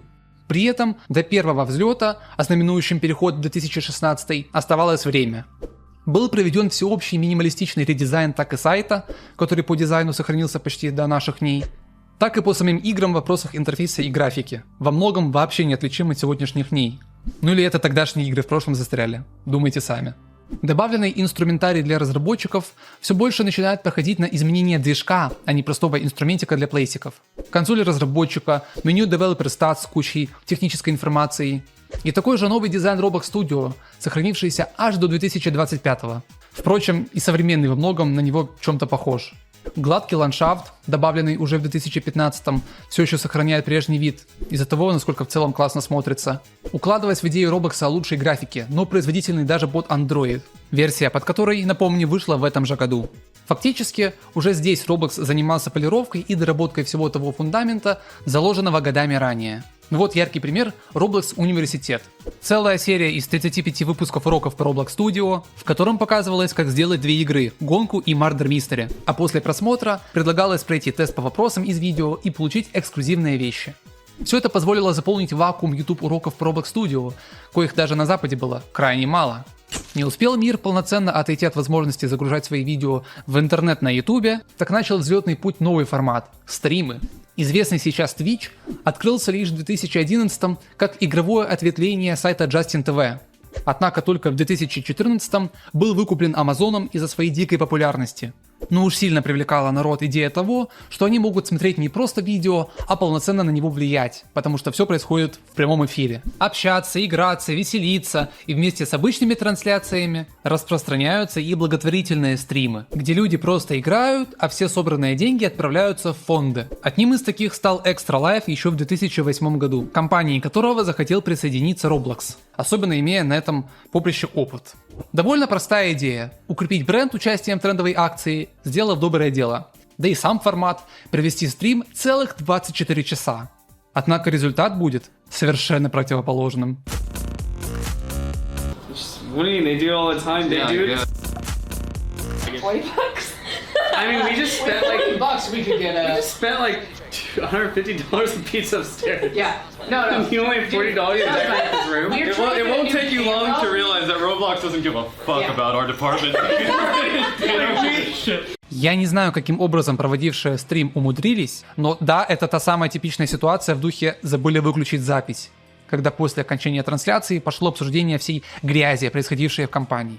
Целых 20 минут с выключенным экраном, но оставленным аудио, трое людей под никами Jack Smirking Revenge, BitShift и Snowblocks обсуждают уродский сайт платформы, из-за которого пресса не пишет о Роблоксе просто потому, что любой журналист нахрен сбежит оттуда. Тупое руководство требует публикации Роблокса в газетах, воспринимая Twitch в штыки. Отсюда не выделяя деньги на камеру, которая стоила всего лишь $300, тупо насрав на их отдел связи с аудиторией. При этом арендуя эту маленькую комнатку, где они все сидят, за $3000 в месяц. Обсуждается раздача валюты, где прямо на трансляции они выдают себе робоксы тысячами через админ-панель. Не, ну а чё? Джон Шедлецкий так тоже делал, с раздачей пожизненных билдерс-клабов своим друзьям. Напомню, все это обсуждается на трансляции благотворительному сбору уютной семейной игры Роблокса. Поэтому неудивительно, что после того, как трансляция действительно была завершена, компания судорожно начала банить все перезаливы. Удалять ветки на форумах даже с намеками, отсылающих на этот инцидент. А Дэвид Базуцкий лично распорядился уволить двух самых болтливых администраторов, дав интервью по этой ситуации, где навалил корпоративной воды о ценностях компании. И на этот случай я неспроста так подробно обращаю внимание.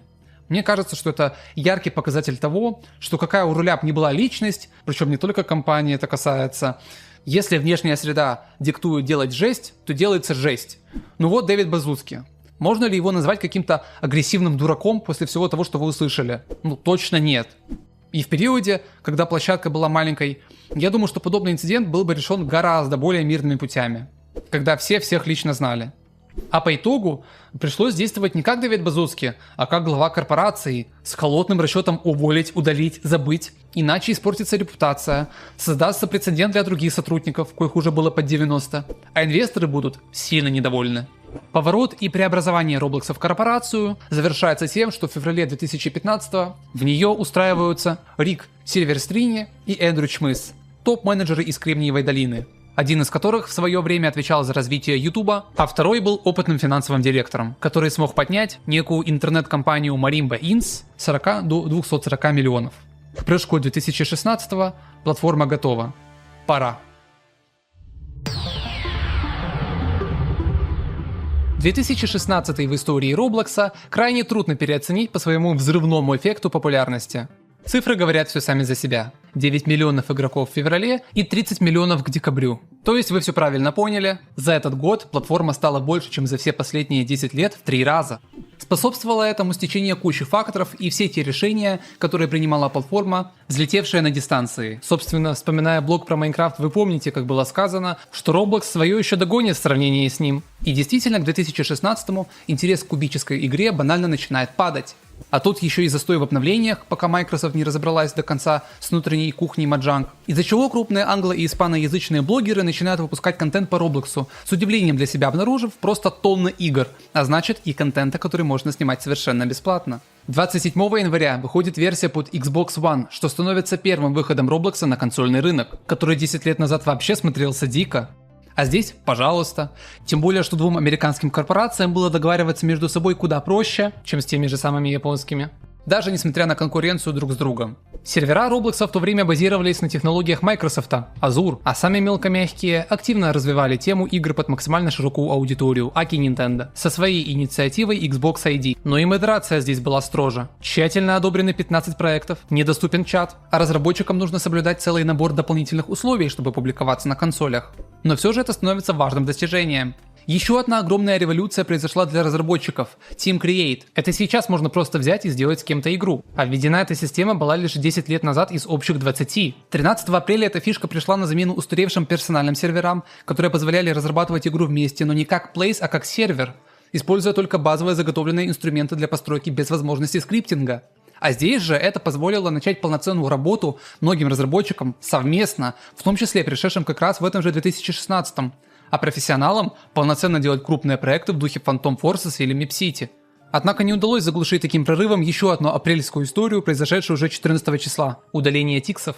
Той самой второй валюты, из-за которой позже будет раздут целый ворох мифов и откровенного вранья. По факту, если говорить, то они выполнили свою задачу к этому этапу существования площадки. Людей больше не нужно было завлекать на платформу, выдавая им по валюте каждый день. Да и статью доходов Roblox это начало сильно так резать, поскольку начинались нашествия первых ботаферм на площадке, инфляция из-за этого. И потенциально, если бы TIX остались в том виде, то это был бы крах всей экономики РБ. Что уж говорить, если сейчас в большом 2026-м даже Roblox в дичайшей инфляции, когда в каталоге повышают цены, а на рекламу нужны затраты гораздо большие. 2017 продолжил начатое и ознаменовался крупным ребрендингом, проведенным 10 января, когда платформа в открытую перестала быть какой-то детско наигранной, блочной, а напрямую стала красной с большими жирными буквами.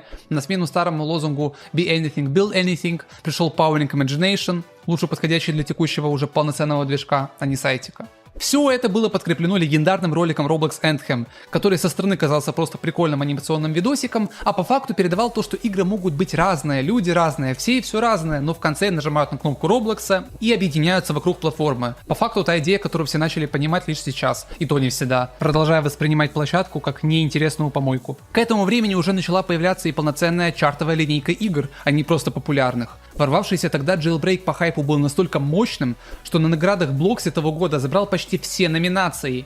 Pokemon Brick Bronze стала одной из самых проработанных RPG игр того времени на РБ. Phantom Forces на полную гремел как самый передовой шутер. MapCity как лучшая ролеплей игра, а Smarter Mystery еще не поняли, что он на уровне 2014-го так и останется. Все это позволило Robloxу с легкостью забрать этот год. Рыночная капитализация впервые превысила $1 миллиард, а по проведенному времени площадка обогнала Netflix и YouTube, ставшей главной среди американских детей за 2017. На фоне этого происходит крупная авантюра, связанная с компанией Jazzwares, производителем пластиковых фигурок, вместе с которой запускается первая серия по самым знаменитым персонажам Роблокса. Игрушки продавались поштучно, наборами, так и загадочными коробками, в которых мог быть какой угодно персонаж, а также, что немаловажно, прилагался код, выдававший шмотку на сайте. И вокруг этого разразилась самая настоящая истерика. Полчища детей и спекулянтов начали устраивать набеги на супермаркеты, незаметно разрезая упаковку, забирая заветные циферки и втихаря покидая место преступления. А родители тех, кто покупал уже реальные игрушки своим детям, приходили домой и обнаруживали, что кем-то код уже активирован. Но никого это в общей сложности не парило. И долгое время это было отдельным крупным бизнесом Роблокса. Пока, конечно, не закончился контракт, который корпорация Дэвида все-таки решила не продлевать, поскольку начинались там юридические тяжбы, плюс непонятная ситуация, что делать с разработчиками, у которых уже оформлены свои IP. В общем, они постепенно дистанцировались и позволили этим самым разработчикам самими заключать контракт напрямую с Jazzwares. Любой бизнес стремится к расширению. Это понятно и так. Но что делать, если родной американский рынок уже покорен? Правильно, проводить экспансию за рубеж. Поэтому 28 мая 2018 открывается подразделение Roblox International, а руководящую должность в нем занимает Крис Миснер, бывший руководитель отдела международного развития онлайн-магазина Apple. Начинается активная работа по локализации сайта, документации и самих программ. Но самое главное для игроков – развитие инфраструктуры в других странах. Чего только стоит история с бразильскими серверами, которые открыли относительно недавно. И да, Roblox с сентября 2018 начал делать свои сервера, перевев всю инфраструктуру Dropbox на собственную, пригласив ведущего эксперта в этом Дэна Уильямса, одного из самых легендарных инженеров Кремниевой долины. Ну и на закуску, в октябре Roblox совершает первую покупку другой компании, приобрев стартап Packet Zoom, чья деятельность помогла снизить пинг, ускорить загрузку Roblox и в целом продвинуть работу движка даже при плохой связи. Все эти жирные инвестиции, стоивших как 2 Roblox в 2012, не то что окупились быстро, а супер быстро, поскольку именно это поможет выдержать второй всплеск популярности, который платформа получит уже в скором времени. А пока MapCity становится первой игрой, набравшей миллиард посещений, что становится знаковой новостью для всей платформы и воспринимается даже грозно с такой громадной цифрой. Выходит лучшее событие Cannes 2018 спустя 10 лет запуска экстраваганзы, который во многом косит под прошлогодний Super Mario Odyssey, но если копировать крутые решения классных игр, то почему бы и нет? Это идеально легло под концепцию поиска яиц, которую талантливая команда из 15, напрямую уже возглавляемая сотрудниками Роблокса, довела до идеала. Голливуд признает Roblox. Про это не было графы, но еще с 2011-го компания практикует спонсорские мероприятия, которые неплохо так пополняли бюджет Роблокса копеечкой, но ни разу это не доходило до того уровня, как с релизом фильма Стивена Спилберга Ready Player One. По своему формату это было уникальное событие. Игрокам надо было выполнять квесты, начинающиеся с разной периодичностью в 3 играх, собирая ключи и получая за них короны. А первый игрок, который получит все 3 ключа, становится единственным победителем, получая одну эксклюзивную вещь. И результат от этого мероприятия был бомбический, что крайне удивило боссов, сидящих в Лос-Анджелесе. В рамках события наиграли суммарно 47 миллионов часов, 181 миллион сессий, а среди подростков была собрана огромная касса для фильма, поскольку они узнали о нем именно благодаря Роблоксу. Да и в целом, если вкинуть микроспойлер, идея и концепция фильма сильно напоминают Roblox. Однако находится все-таки мертвая муха в этом вкусном варенье из обновлений. Антра, разрабатываемый еще с 2017 года, вышел 24 октября под названием Эртра. Новый тип более реалистичных персонажей, полностью разрывающих связь со своими квадратными предшественниками, что для многих казалось в то время тупо кощунством, вызывая эстетический шок. И в принципе оправданно. Посмотреть то, как пропихивали его даже в своих официальных видео и на платформе, заставляя использовать разработчиков Эртра для дополнительного продвижения проектов, прямо на показ выставляя свою брезгливость к старым квадратным персонажам, то неудивительно. Это и сейчас постепенно Roblox вернулись к старым образам, а тогда с этим был поголовно трэшняк. Впрочем, со временем градус непринятия упал, но не настолько, как с Roblox 2.0. Однако наборы, сделанные по конкурсной основе от игроков, действительно смотрятся неплохо даже сегодня. С реалистичными персонажами получился провал, но вот с освещением вообще нет. Именно в 2019 выходит полноценное обновление из серии Future is Bright, в рамках которого освещение выходит на новый уровень. Шикарные динамические тени, которые действительно учитывали направление Солнца или Луны. Все это стало большим восклицательным знаком в графической трансформации платформы в конце десятых годов. Да и в целом начинает все стремительно меняться до неузнаваемости, если сравнивать с 2010-м. Вместо Builders Club приходит премиум, который, несмотря на распространенное мнение, был куда более лучшей подпиской за счет, наоборот, уменьшенного функционала, что не обязывало ее брать ради, например, вступления в больше чем 5 групп, в том числе. А запущенная программа премиум пейаутов стала чуть ли не главным источником дохода для разработчиков игр современного Роблокса, поскольку позволяла зарабатывать с игроков без их вложений.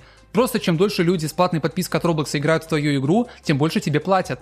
Все это позволило разработчикам, не желающим пихать агрессивный донат в свои проекты, временно ослабить пояса, получая неплохие пассивные доходы, просто сделав игру интересной.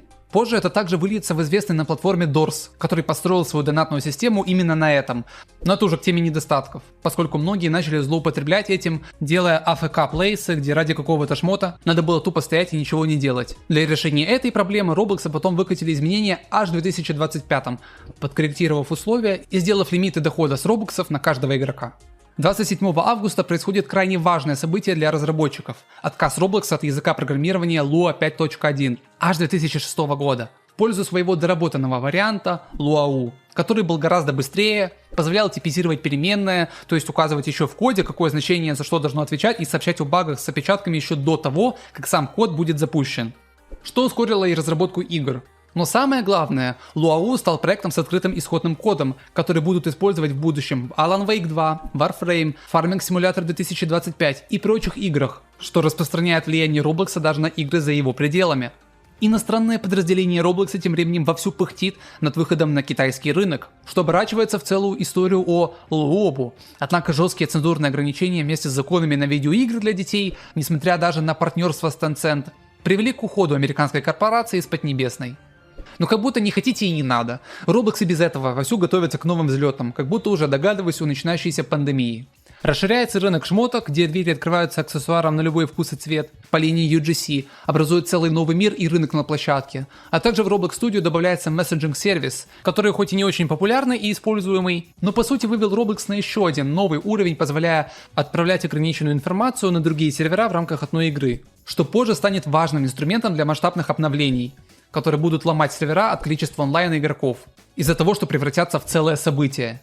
Ну и чисто символически, Roblox впервые обгоняет Minecraft по ежемесячному онлайну.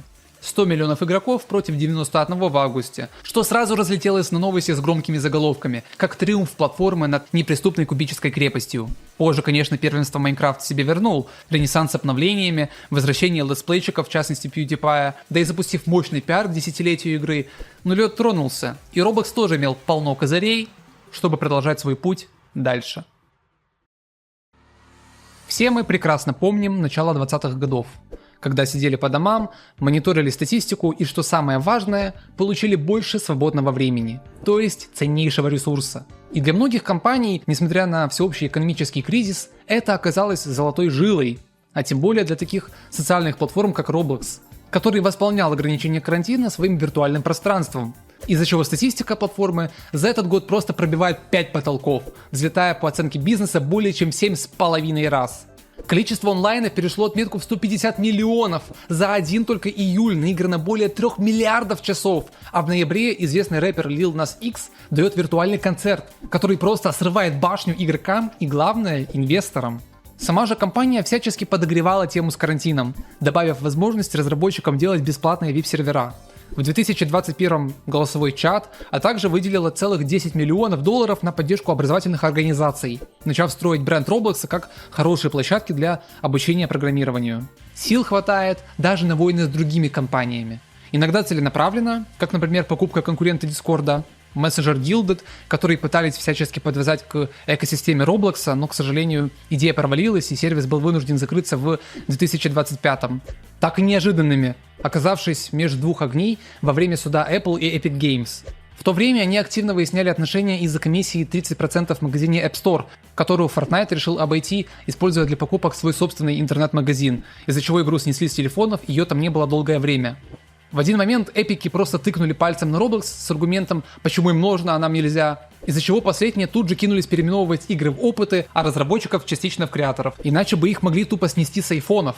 На суде топ-менеджером Apple Тристаном Космынкой было буквально так и сказано, что Roblox это не игра, а люди переживают здесь опыты в виртуальных мирах, как с картами в Майнкрафте. Тактика сработала, и когда Epic Games отступили, а Roblox'у никто не угрожал, опыты обратно переименовали в игры, уже в 2026. Менее удачный опыт с музыкальными лейблами, которые уже коллективно сговорились, среди них Universal, Sony, Big Machine, и вдарили по Roblox'у за пиратство на платформе, поскольку народ активно грузил всю любую возможную, в рамках модерации, конечно, музыку на платформу. И оценили лейблы ущерба здесь аж на $200 миллионов. Более того, Roblox брал деньги за загрузку аудио, то есть фактически зарабатывал на треках ему не принадлежавших. Все это сильно могло вдарить по акциям, поскольку компания в 2021 только-только вышла на биржу Нью-Йорка, завершив свое становление в крупную корпорацию. В общем, пришлось рубить с плеча и снести все аудиофайлы дольше 6 секунд, превратив их в приватные. Более того, воспроизводить музыку можно было только если это твой трек, или вписывать белые списки вручную. Короче, трэш, из-за которого многие библиотеки музыки, копившиеся годами, тупо пропали. Единственной реально крутой новостью здесь стала загрузка аудио совершенно бесплатно, ограничиваясь лишь лимитами на месяц. А подписанное соглашение с APM Music и Monster Cat позволили пополнить библиотеку пускай неузнаваемой, но часто тоже достойной музыкой. Закончился 2021 достаточно турбулентно, падением Roblox аж на 3 дня с 28 по 31 октября, потеряв на этом от 15 до 25 миллионов долларов, выплачивая еще и компенсации разработчикам за испорченный Хэллоуин. Это стало прямым следствием перехода Roblox на собственную инфраструктуру, поскольку именно с ней были вызваны неполадки, а в частности внутренней системе Console, которая была настолько главной, что даже инструменты, позволяющие ее реанимировать в случае падения, были под нее же и завязаны. После того, как исправления командой, работающей круглосуточно целых 3 дня, были внесены, в компании сделали выводы и уже окончательно оптимизировали работу своих внутренних систем. И на данный момент подобных случаев не происходило. Итак, современный Roblox. После всего произошедшего происходит ожидаемая стабилизация. Акции падают более чем на 70%, со 140 до 20 долларов. Еще и прибыль компании вызывает вопросы, учитывая затраты на собственные инвестиции, вложения в инфраструктуру и обновление движка. А тут еще и с наступлением 2022 бум искусственного интеллекта, на поезд хайпа которого хочет запрыгнуть корпорация Дэвида. И, к сожалению, здесь пока судить рано. Можно сказать, что ассистент, как нейросеть, однозначно провальнее чата GPT, Клода или DeepSeek. С другой стороны, это неплохой помощник при написании кода, встроенный в студию. Ну и присутствуют даже неплохие инструменты для генерации текстур и 3D-моделек. Последние же инвестиции направлены на вообще генерацию искусственным интеллектом графики лишь на основе 3D-пространства, под нужды которого была куплена компания Morpheus AI. Но это все на супер ранней стадии. Как бы Roblox этим не кичились, допустив жесткую ошибку, опубликовав сырой недоделанный продукт в сеть. Ну и современный Roblox это уже не про историю, а про висящую всех на слуху новости. Отгремевший еще в 2021 скандал от журналистов People Make Games, в котором Roblox рассматривался как, наоборот, ловушка для юных разработчиков, с их бешеной 70% комиссией, жесткими условиями для вывода денег, реальной работой за фантики Roblox и, самое главное, нереалистичные ожидания. Когда люди стараются, вкладываются и делают крутые проекты, они не залетают, если только не вложить копеечку в рекламу на самом Roblox. Или взять откуда-то канал «Миллионник», который снимет о твоей игре ролик. 2021, а все еще актуально. И несмотря на частичное решение со стороны Roblox в качестве ответа на этот скандал, 13 мая 2026 на него был подан масштабный коллективный иск в суд Калифорнии, прецедентом которого стал случай одной семьи, где 11-летний школьник пахал по 40 часов в неделю, как на полноценной работе, при этом не получив никаких денег. То есть тенденция современного Роблокса — это разгребать скандалы. Еще помните фразу о том, что одеры станут серьезной занозой? Ну так вот, получите и распишитесь. Целая клоака из запрещенного контента, распространяющаяся по платформе через Discord, которая часто не банится тупо из-за масштабов площадки и неполноценной ИИ модерации. И символично, что даже Mip City, одна из тех ярких игр, представляющих платформу образца 16-18 годов, в это же время превращается в гнойник разврата и грязи. А покрывает ее Roblox, заставляя чистить весь этот сброд, лишь когда скандал начинает выходить из-под контроля. Все это приводит к появлению целого движения тех, кто творят самосуд, выискивая в обычных играх этих самых одеров или педофилов и делая все для того, чтобы их выпилить с платформы.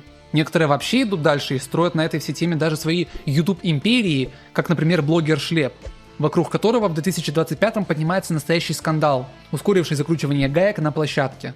За свою деятельность, деструктивно влияющую на репутацию Роблокса, те его просто забанили на платформе. А тот решил раздуть из этого мощнейший информационный взрыв, начав как не в себя, то запускать шоу с Крисом Хансеном, известным по шоу «Поймать педофила», то подав встречный иск с популярным юристом Майклом Манделом с более чем 19 миллионами подписчиков, активно выступать в разных штатах, разжигая серию судов над Роблоксом и полнейшим пиар-разгромом бренда Роблокса, получив при этом репутацию борца со злой корпорацией.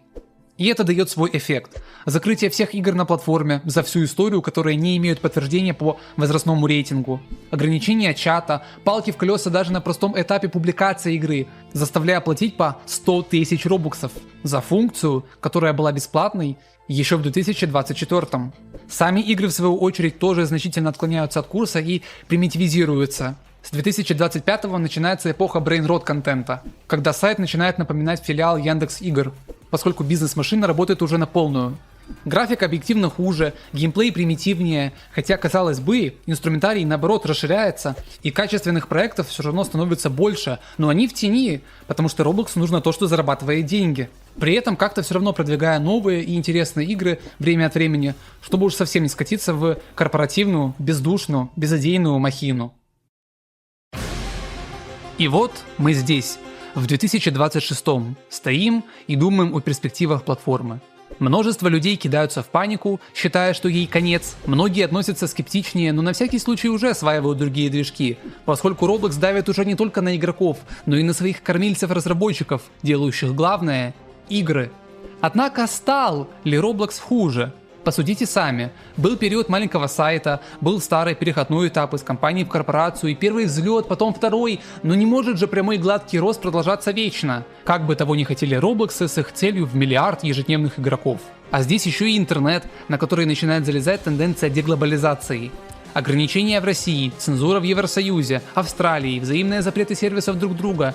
Все это противоречит старой концепции всемирной паутины, игровой реализацией которого является Roblox. Поэтому и воспринимать то, что сейчас происходит, нужно как отдельный этап развития платформы, которая не существует в вакууме.